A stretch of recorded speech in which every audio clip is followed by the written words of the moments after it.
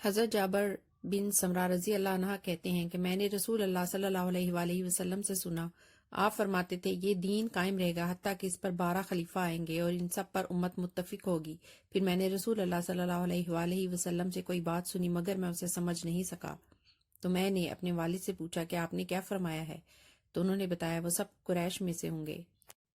حضرت ابو سعید رضی اللہ عنہ سے روایت ہے، رسول اللہ صلی اللہ علیہ وآلہ وسلم نے فرمایا، مہدی مجھ سے میری نسل سے ہوگا، اس کی پیشانی فراخ اور ناک بلند ہوگی، زمین کو عدل و انصاف سے بھر دے گا جیسے کہ ظلم و زیادتی سے بھری ہوگی، اور 7 سال تک حکومت کرے گا۔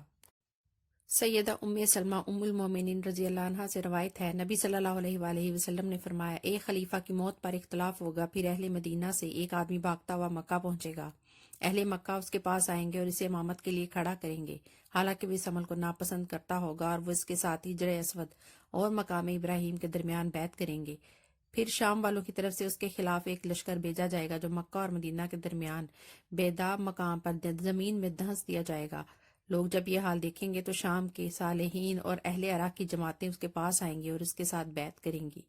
پھر قریش میں سے ایک آدمی اٹھے گا جس کا ننیال بنو کلب میں ہوگا، پھر وہ قریشی کلبی ان مہدی کے بیعت کرنے والوں کے مقابلے میں ایک لشکر بھیجے گا تو وہ مہدی والے ان پر غالب آ جائیں گے، چنانچہ بنو کلب کا یہی لشکر ہوگا جو مغلوب ہوگا اور خسارہ ہوگا اس کے لیے جو کلب کی غنیمت میں حاضر نہ ہوگا۔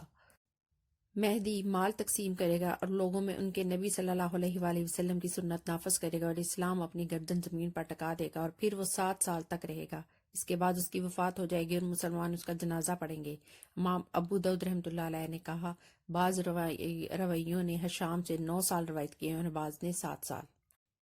قتادہ نے یہ حدیث روایت کی اور 9 سال مدت بتائی۔ امام ابو داؤد رحمۃ اللہ علیہ کہتے ہیں کہ معاذ کے علاوہ دیگر راوی شام سے 9 سال روایت کرتے ہیں۔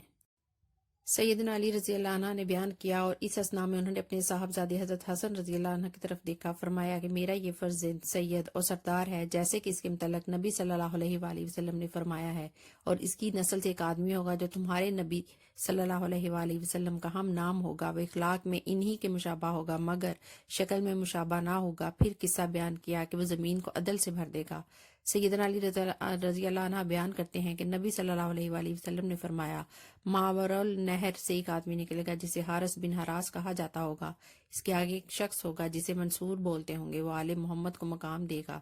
جیسا کہ قریش نے رسول اللہ صلی اللہ علیہ وآلہ وسلم کو جگہ دی تھی۔ ہر مسلمان پر اس کی نصرت یا فرمایا